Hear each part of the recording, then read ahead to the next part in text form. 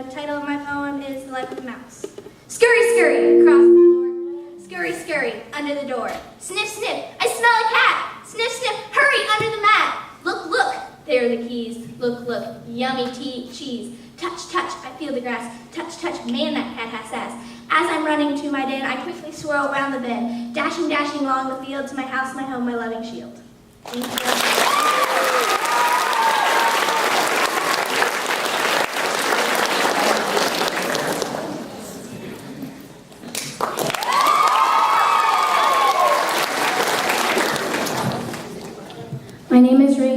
My name is Reagan Hornback, and my poem is called Who Am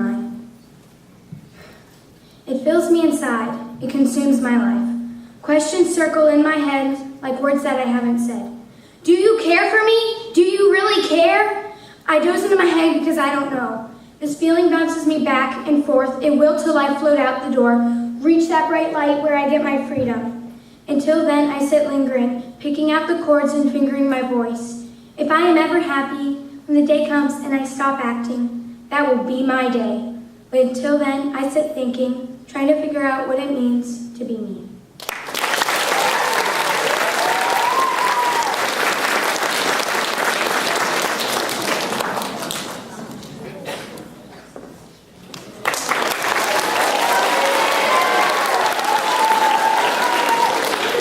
Hello, my name is Ian Karam, and my poem is Not Always Greener. Grass is green. It's a little lean. Sometimes it reminds me of those that have been mean, and those that are keen.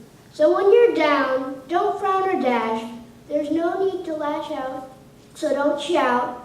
So just go about with all these reasons on the 4 seasons. So when you're carving on Halloween, think of all those children that are starving. So put down your guns, maces, axes, and knives, and create a world where people can learn at their own pace. And cease the violence and start the peace. So remember, your grass could be a lot less green.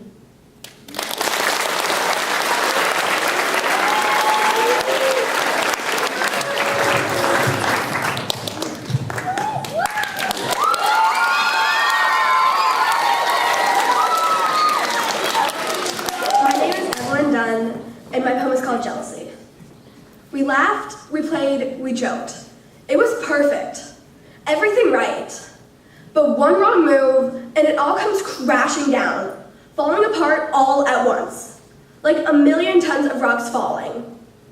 Then fighting, screaming, and crying. 3 hateful words said, I hate you. And 2 left unsaid, I'm sorry. But life went on like normal. Or so I thought. Then one day, I saw you there, standing on the other side of the room with someone new. You were laughing and playing like what we used to do. And all I could feel was this pit in my stomach. This sick, sick feeling like black mold. It was spreading, getting bigger and bigger. It was all I could feel, deep, deep inside me. Growing more by the second. Jealousy.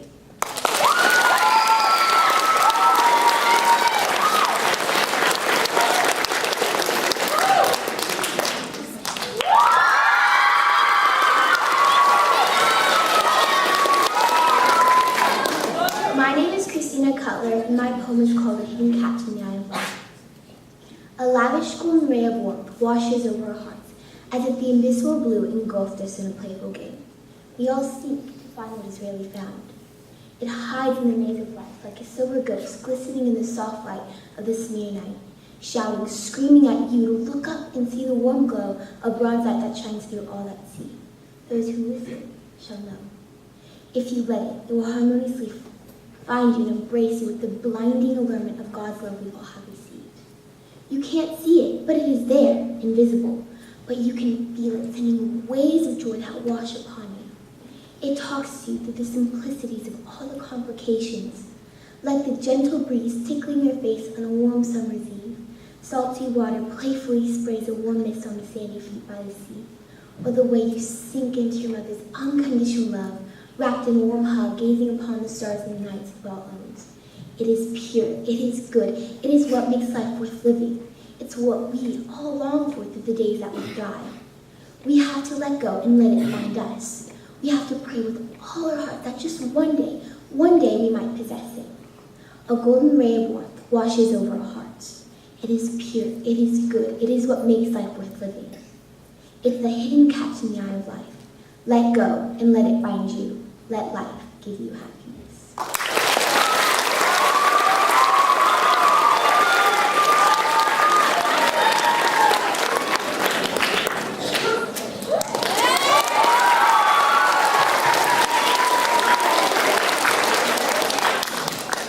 I'm Jonathan Mill, and my poem is called The Monster in My Basement.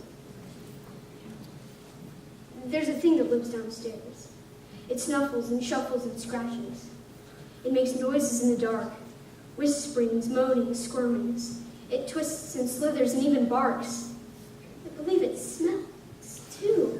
When I go to fetch the soup cans, I often smell something malodorous, something putrid, something that shouldn't endure. It reeks of moldy vegetables and decrepitly aged sneakers, too. I get a whiff of mothballs, burnt dust, onions that make you whimper. Oh, the trash that was never taken out, and the dirty laundry that I forgot to wash. But I can do more than hear and smell the thing. I taste something deep in my throat, a flavor of sorts, which I taste whenever the thing is near. I'm afraid to say it, but that flavor is fear. It's a rare flavor that most people don't fully taste. That's because they've never met the thing. I gag, I wheeze, I flee, I fall, I run whenever I taste that fear. It stops my heart from bump, bump, thumping. My fingers get cold like a winter storm. But that is not all. Oh no. I feel horrendous things. Things most people don't even feel on Halloween's night. Things that grasp and claw and pinch in the dark. Things that paw and scratch and bump. And then be quiescence. And a sudden shatter, crash, bang, bump, thump, wham, swash, swing, bash, batter. That follows, shaking the ground. I have felt these things. Sometimes something sharp and pointy gropes blindly, groping for someone. I think that someone is me. I felt the thing's claw, its fur, its hide, its grin. I even see things, things that should not be. Things like a diabolical eyeball. I can tell you it's mad, it's searching. That eyeball never sleeps. Since the first time I descended those steps, that eyeball hasn't used its eyelids, if it has any. And I'm sure that eyeball always sees me. I've seen a shadow cast by a thing that sneaks, the kind of shadow that blocks out the very last light, the one that fills the room, shuts the door. I wish not to speak of it anymore. That's the monster in my basement that always finds me, always looks for me. At least, that's how I used to feel. The strange thing is, I've spoken with that monster. He has a name. Call him Joe. We've shared many conversations on rainy days. I've told him many things, and he's told me more in return. He's my friend.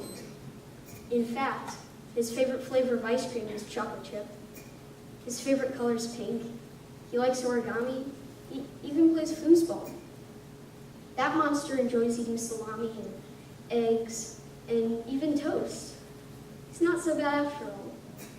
Joe talks to me about his life. Tells me what it's like to live in a basement, what dust bunnies are where, how to catch spiders in their own webs. That's a secret I'll never share. Whether or not I find my lost marble.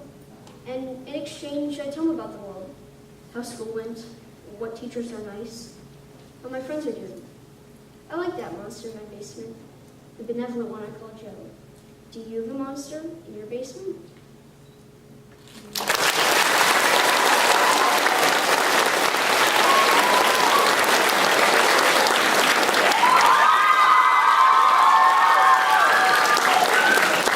My name is Sean Walter, and the title of my poem is Being a Shy Kid. I'm a shy kid. People think I'm quiet because I hardly raise my hand. But to be honest, I have answers and opinions. But I hold it in because I'm scared I'll get the wrong answer or nobody will care for what I have to say. I hide behind the kids who don't care what crowd they speak to, hoping that one day I will have the courage to be like them. People think I'm quiet because I hardly raise my hand. Once you really get to know me, our conversations will never end.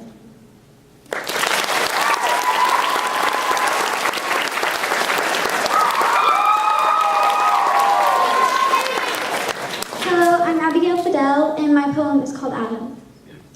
When I say Adam, what comes to mind? Maybe a friend, or maybe a brother, or whatever you think. You probably don't think life or death.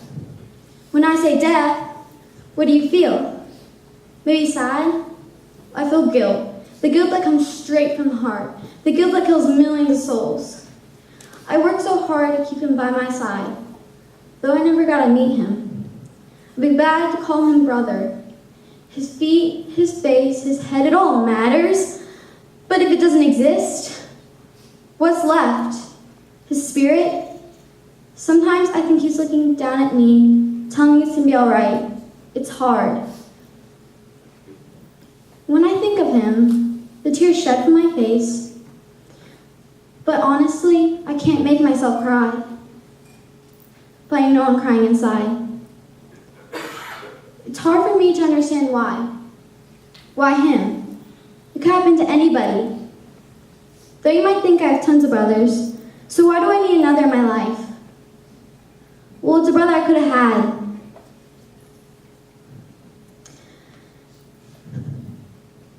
Though my brothers are annoying, I love them to death.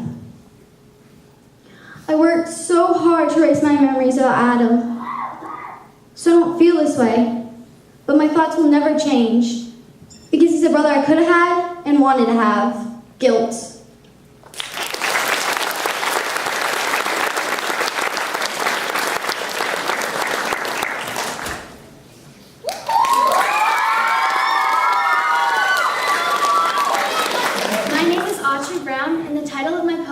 Existential crisis.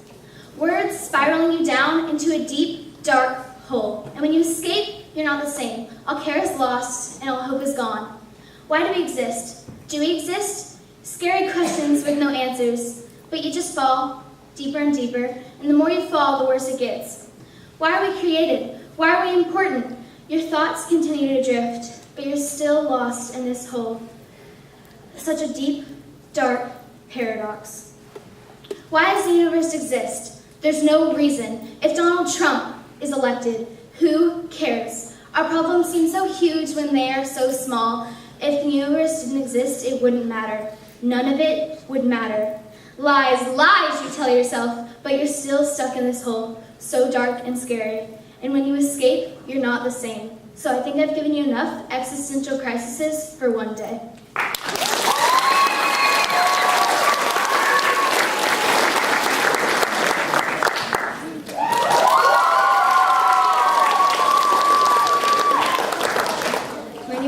And the title of my poem is Fear. Fear is the color of the night sky. It takes the shape of a dark cave without a light to be seen for miles and miles. Fear is moving out of state. Fear is when you're alone and lost. It swallows you whole like a venomous snake devouring its prey. It follows you around wherever you go, like a relentless shadow that clutches the last glimmering hope of its victims.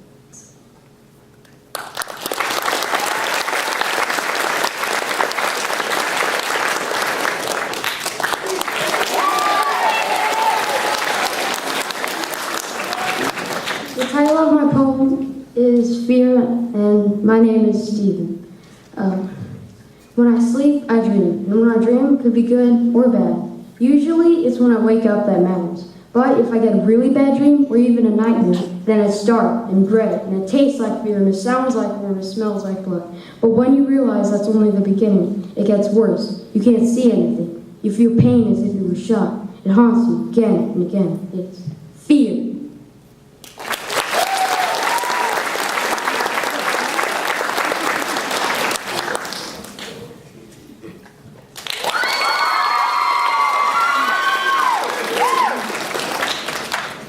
Morgan, and the title of my poem is called Fear. Or it's called Childhood. Yeah. Childhood is the tornado that destroys the playroom. He is a little monster hiding under the bed. He is the tiny tracks of footprints scattered throughout the house. Childhood feels like tiny toys battling each other. It tastes like Mom flying the potato soup into my mouth. Childhood is the one thing parents never want to let go of. Piece by piece he fades away, aging minute by minute, hoping that he'll come to play. For the ribbon he would put in my hair will surely disappear, or the smile that used to shine from ear to ear. I'll never be a grown-up who forgets I was a kid. I won't pinch children on their cheeks or say, "Look what you did." I will ask them what they want to be when they are old and gray like me.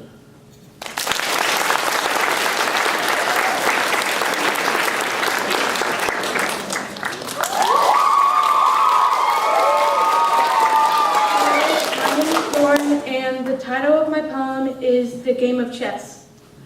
I am a pawn in a small world with kings and queens and even knights, making a move against something strong, despair. I look out.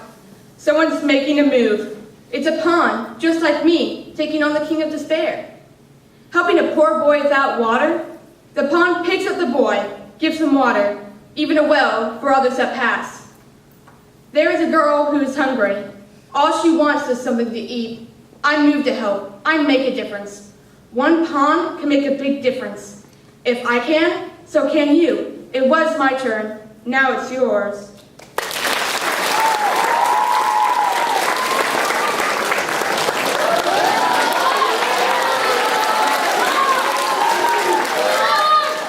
My name is Eli Watkins, and the title of my poem is Sadness.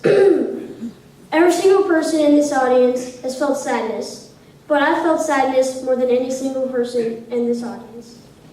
Sadness happens every day in my life. I felt sadness yesterday. I felt sadness today. I feel sadness every day. Sadness is when you fail a test, or when you lose your brother 5 years ago, yesterday.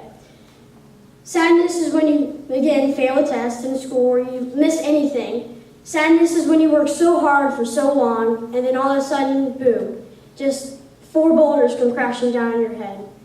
Sadness is a stone constantly being thrown at me. Sadness is when you get a bad rep in school and everybody thinks you're something that you're not. But actually, you're something different. Sadness.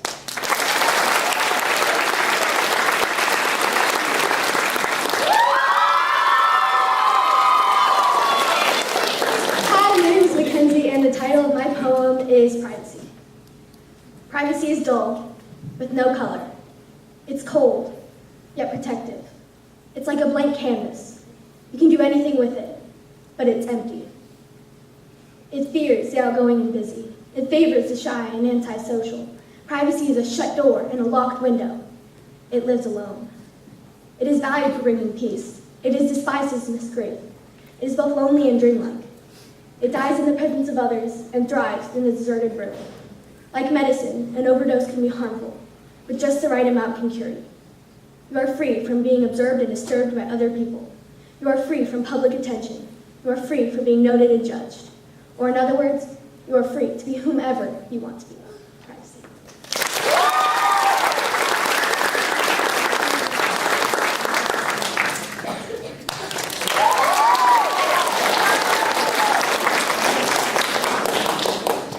My name is Tyler Sandboss, and my poem is called Anger with a Side of Fries. Anger, a crimson red capital and gold, possessing people throughout the earth, invisible to the eye.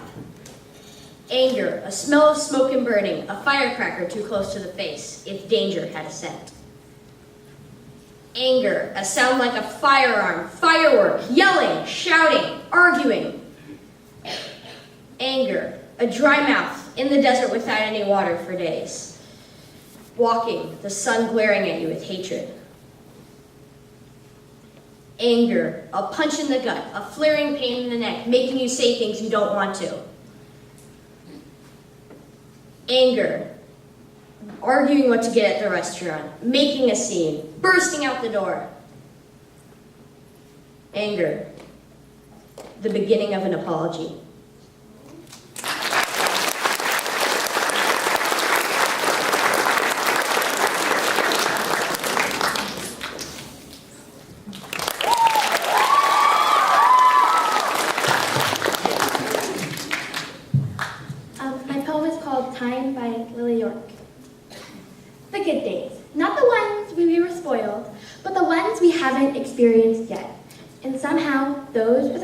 worry about most. Time is of the essence. We always seem to mad at it, even though it's endless. But the issue is, people think they have time. We spent all of yesterday complaining about today, and all of today complaining about tomorrow. Time is free and priceless. You can't own it, but we still use it. We can't keep it, but we still spend it. And then when you've lost it, you can never take it back. We think for every minute of complaining, we'll get another lifetime of happiness. But it isn't like that. Time isn't like that. We spend seconds complaining about the future when conflict is nearly foreign in the past. We all try to go back and fix our mistakes, but that's our mistake. We can't time travel. That would be like seeing the wind or tasting light. But if we keep complaining in the present, we'll miss the future.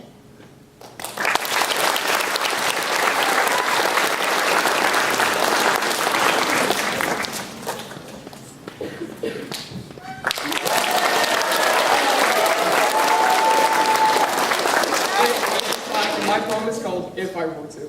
If I were to write a poem, it would be an amazing piece of artwork. Many people would read it and be so inspired by my work that they would want to sit down and attempt to write their own. If I were to write a poem, I would bathe in money because of how rich I am when I receive the Nobel Prize because of its greatness. If I were to write a poem, geese would fly south in the summer just because my poem told them to. Fish would climb trees, sheep would drive cars, cats would chase dogs just because my poem told them to. If I were to write a poem, any king or queen would bow down to its greatness. And just because my poem is so wonderful, my teacher would have to give me an A. If I were to write a poem, it would be the greatest thing of all time, most juicy, most inspiring, most spectacular thing of all time. I'll do it tomorrow.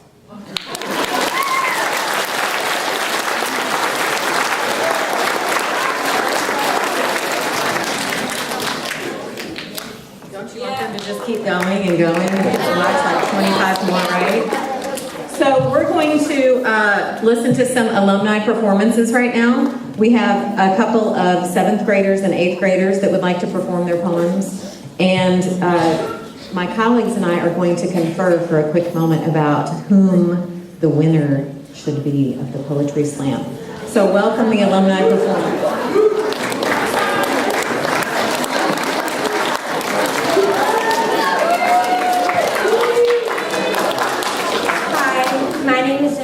And my poem is Abandoned. Why did they leave me? For everyone to see me. Just another chance before I go and cry. Because I was abandoned. They gave the others 3, 4, and more. But why me? For everyone to see that I was the one who only had one. That I was abandoned. Because I figured they never really loved me. But lucky for me, it never really mattered. All my dreams were shattered, and now I'm sadder. Now, instead of having a family that loves me, I have to go sit in the corner and cry because I was abandoned.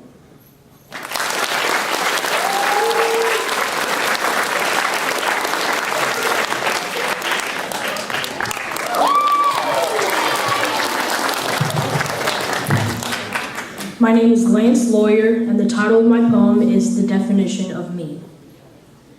Some people say that I'm different. I think that's an achievement. Being different is the definition of life, because if anyone tries to break you into pieces, your tower of strength and personality will dominate every single gram of negativity by being different. What? You don't want to be different? Okay, fine. Go ahead. Be plain. Be the one spot of plain beige on the wall, while everybody else is green, blue, red, pink, any other color possible. Now you will feel every single part of yourself be consumed by boredom. You will hear nothing. You will taste nothing. You will feel nothing, because being simple is nothing. Your true colors will shine once you transform into a different person.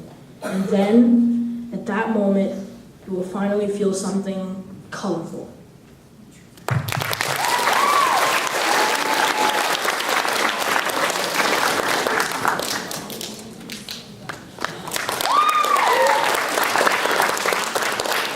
Hi, my name is Caroline Bowman, and my poem is called How to Write a Poem.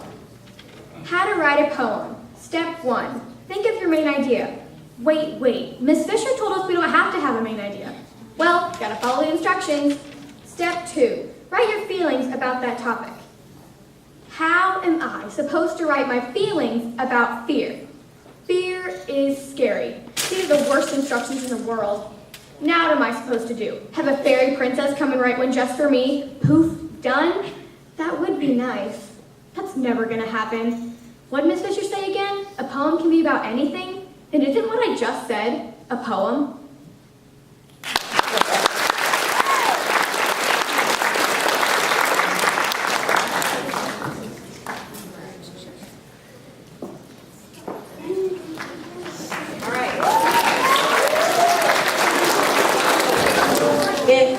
It took some deliberation among the language workshop folks and Mr. Nasby to really try and decide who could win this. They're all winners. They are all awesome performances in their own right. So let's give them all a hand. In fact, I think they need to come out on stage.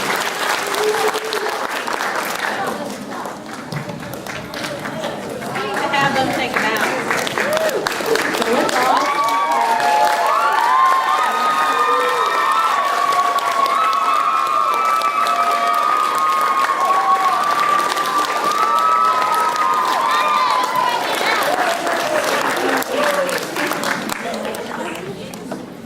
One student really stood out to us today, though, and that student took us on a journey through his poem. We all have a guess.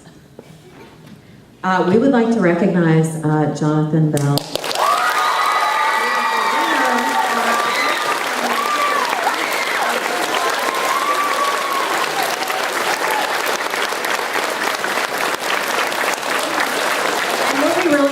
About Jonathan's poem, and many students up here did this, but Jonathan especially did this, was he took us on a journey through his poem, and he really put himself out there and became something else through this opportunity of performing a poem on stage. So we congratulate you, congratulate everyone, and parents and students, thank you for being here today. It's all over.